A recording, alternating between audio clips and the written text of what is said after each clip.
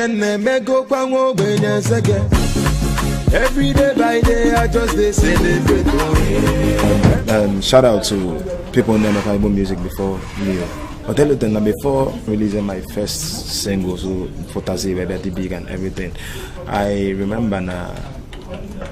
Only a particular time I can't remember, but like early 2010 or 1999 or something, there was a news on there one day, not on CNN or something, even on a BBC or something, and they said that now before 2020 that the Igbo language I'm undisputed again in Nigeria.